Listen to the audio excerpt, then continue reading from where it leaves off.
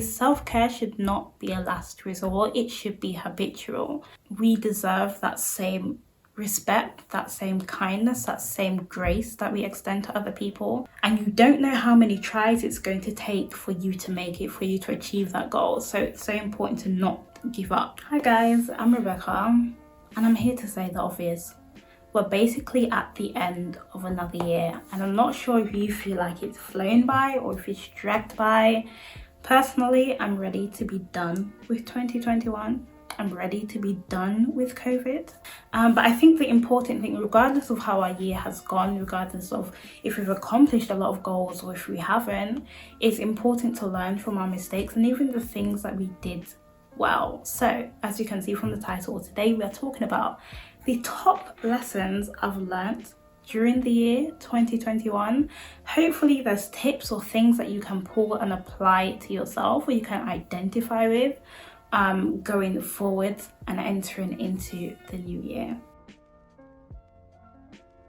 So my first lesson is celebrate the small wins. I think sometimes we get so caught up with achieving the overarching goal or the big goals or the big dreams that we forget to recognize that it's the small steps that we take that leads to us achieving those big goals. And so it's equally important to celebrate those small wins just as it is to celebrate those big wins, because it's recognizing your accomplishments that is going to give you the motivation to just keep going. Which ties it into my second lesson, so I'll jump straight into it, which is build daily habits. It can be so hard to break bad habits and equally so hard to build good habits. I learned this in primary school. A teacher of mine said the word habit, if you take away the H, you still have a bit. If you take away A, you still have a bit. If you take away B, I can't spell. If you take away B, you still have it. So even in the word itself, habits can be extremely hard to break. Try doing things in small increments and then celebrating those small wins as well. Third tip is, and it still ties into this whole habits, building, growing. So my third tip is your will isn't good enough, or at least my will. So I'll give an example that I recently implemented. So I've been trying to cut down my time on social media, and it's just been really difficult. And then I've realized that it's not even like something I think about, that I'll just end up on the app Instagram and I'll be scrolling and I'm like, wait, how did I get here, or what did I come on here to look at? So sometimes saying that you want to do something isn't good enough. Saying that you want to break a bad habit, for example, isn't good enough, which ties into the importance of accountability. So accountability can come from so many different sources. I'll try not to talk about this too long because I think I can go on and on and on about accountability, but it's about holding yourself accountable and getting other people to hold you accountable as well. So maybe it's deleting Instagram, which I've done, and only downloading it when you need it, or getting a friend to check up on you, or set an alarm. So in holding yourself accountable, find ways outside of just your sheer will to make sure that you're breaking those bad habits or you're building those good habits. I feel like some of these tips really flow into each other. So this fourth tip, I'm doing the flow motion. So this fourth tip is so important to build friendships. And I'm saying that and I'm kind of dropping a bit because it resonates with me, because I'm at that point where I'm trying to build friendships, which I talked about in my last video as well. Your circle is so important. And I know there's people that say, oh, your circle defines you, and there's people that say, oh no, it really doesn't. But if the settings or your environment has such a big impact on you, imagine how much you can grow and develop and pull from other people if you surround yourself with people that are trying to grow, that are in the same space as you, that want to elevate themselves in the same way that you do. I've shared more on this in my last video, so check it out if you haven't. But yes, friendship is extremely important. So I think this is tip 5. Tip 5 is self-care should not be a last resort, it should be habitual. And I think some of us, we get to our breaking point and then we say, okay, I need a self-care day. Or okay, I'm going to spend the weekend as self-care Sunday, and your body literally just crashes because you haven't taken breaks. So I think what I've learned is that instead of treating self-care as like a crash and burn thing, or when I'm almost at my breaking point, I'm trying to form like small ways to exercise self-care. So the sixth lesson I've learned is talk to yourself nice. I think sometimes we can be so hard on ourselves and we're so nice to other people, like a friend or best friend, when we're giving them advice or when we're pulling them up on something. But I think we deserve that same respect, that same kindness, that same grace that we extend to other people. So talk to yourself nice. Maybe it's a case of not beating yourself up with the things that you think, or sharing positive affirmations and saying it out loud, or memorizing like Bible verses, or writing things down in your journal that you've done good at the end of the week.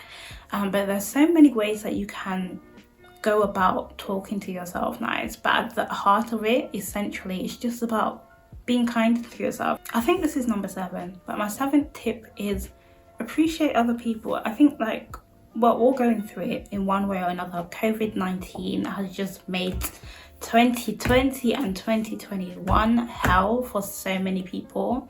So I think now more than ever, it's so important to be kind to other people, just like we're learning to be kind to ourselves, and appreciating other people, because we really don't know what it is that they may not be sharing. We don't know what it is that they're struggling with mentally. And I think this is a tip that I talk about as well, but it's so important to be kind to other people, because mental health isn't something that we can see on people's faces. So we don't know what they're going through. So just appreciate other people, acknowledge other people, be kind to other people. Just in the same way that I'm learning to be kind to myself. Which ties into number 8, which is be kind to people for no reason. I think if we're learning to be kind to ourselves, I'm personally trying to learn how to be just a kinder person overall. And sometimes it's just a simple case of being kind to like random people on the street, or saying thank you or you're welcome to the bus driver, or saying thank you when I buy something in the grocery store. I think those little moments, like even smiling at somebody when you walk down the street, can have a big impact on their day. Like I've had moments where I've been walking to work, I've been like dreading the day, and someone smiles at me and it really just lifts my spirits. So be kind to people for no reason. It helps you and it can do wonders for other people as well. My 9th tip is essentially God should be at the center of whatever goals you're setting. I'm going to make a video about this separately, so I'll talk about it more in another video, but make sure that the goals that you're setting, or at least what I'm doing going into 22, is making sure that the goals that I set for the new year are in line with like my life's purpose, or what I believe God has in mind for me to do. And that takes a lot of one-to-one time with God. It takes a lot of pausing, thinking, breathing, maybe fasting, but it can have such a big impact on when you get to the end of the year and you recognize what you've done and what you've accomplished, because it wasn't just you going for it. There was a higher purpose, or there was a higher calling on your life that was saying, this is what I want you to do and I'm going to help you. Good tensions, good tensions, good tensions. Good intentions are not enough. Like consistency is key, and it goes back to like building those small habits. But even with YouTube, I'll be so honest right now. Like I wanted to get to 1,000 subscribers by the end of the year, and it didn't even come close. But I'm holding myself accountable in the fact that I have not been consistent in doing what was needed to accomplish that goal. So by right, it kind of felt impossible. But in the same way, if there's something that you want to accomplish, it's about being consistent. Being consistent is the only way that you're going to crack it. Is the only way that you're going to accomplish whatever it is that you're setting out to do. And you don't know how many tries it's going to take for you to make it, for you to achieve that goal. So it's so important to not give up. Number 11 is show up as your best self. And this is something that I want to kind of apply going into next year. I'll be so honest, there's days where I want to come on camera in my dressing gown and just do it as it is with my hair like in a bonnet. I don't feel like doing it. But I think like sometimes making that effort, even if you're working from home, maybe to get dressed, to look your best and show up to work, can have an impact on your mindset. Maybe it's as simple as like making your bed before you go out, but like show up as your best self. and make sure you're feeling yourself so that you're more confident in tackling like the daily tasks that you're doing, or just life in general. As much as I don't want to be like that person that says you don't know who you're gonna meet, you don't know who you're gonna meet. I've learned the importance of being present in situations more, and this kind of applies to like social settings. Like, I'm a daydreamer, so I can be in a setting and be like 100 miles away, but I think being present allows you to appreciate your environment so much more, appreciate the people around you so much more. And if we're talking about it from a productive space, it helps you to get things done so much easier because you're not being distracted, you're focusing on what you're doing at the moment, and you're just putting in the work or centering your attention on getting that done. So being present, whether it's socially or work related, can have a big impact on what you get out of moments, or what you get done in terms of work. I think time management is a huge one. It was on my vision board at the beginning of this year, and it's probably going to be on my vision board for 2022 as well, just because it's such a big thing. Time is one of the few things that we can't control. Essentially, if we don't learn how to manage time, we'll never be able to achieve all of the goals that we set out, because it requires time management to achieve them. So it's so important to master that concept if we really want to grow and develop. I feel like there's certain foods that I'll eat that will give me energy, and there's certain foods that I'll eat that will take away my energy. Especially as someone with allergies, I have to watch what I eat particularly, or I'll be going to the hospital. But even in the general sense, like, what you put in your body will have an impact on how you feel, and your ability to get things done or to look at things objectively.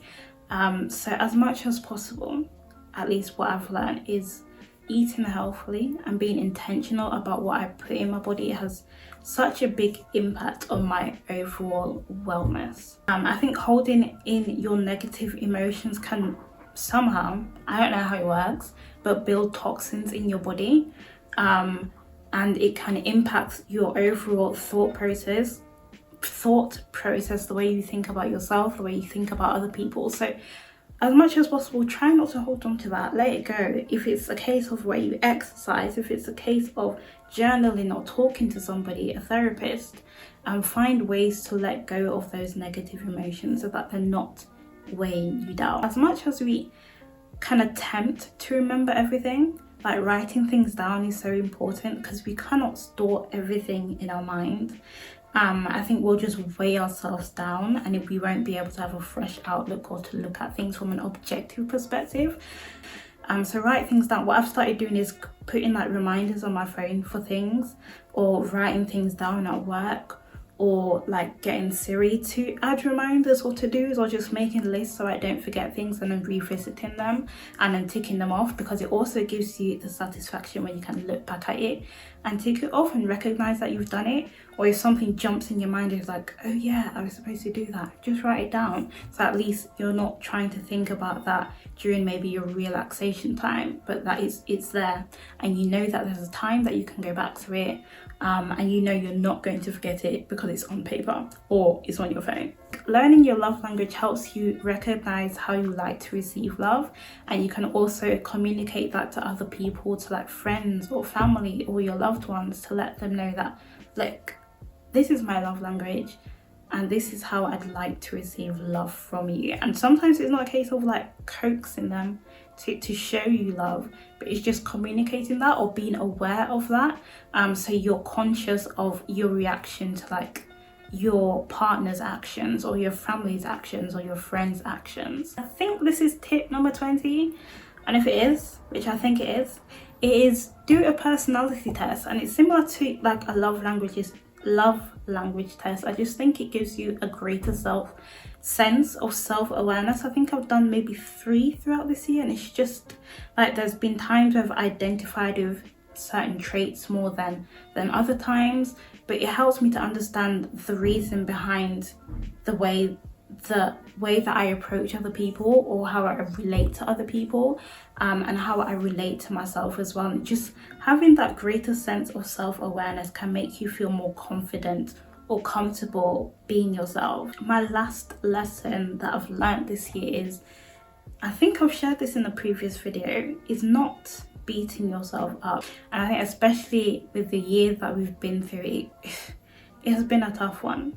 There's been so many factors that may have impacted like our mental health or our overall well-being that we haven't even recognized or acknowledged. So if you've gotten to the end of this year and you feel like you haven't been that successful or you haven't accomplished all the things that you set out, that's okay. There's always next year. You haven't run out of time. Acknowledge the things that you've done good. Acknowledge those small wins and celebrate them, and recognize that there's room to grow, there's room to improve, there's room to do things better next time. So those are my top lessons of 2021. I think despite the struggles, it's been a good year. Let me know what lessons stood out to you the most. I'm going to be sharing my updated vision board for 2022, so look out for that. Remember to comment your top lesson of 2021 and make sure you subscribe as well. And I'll see you in the next video, guys. Take care and have a happy new year.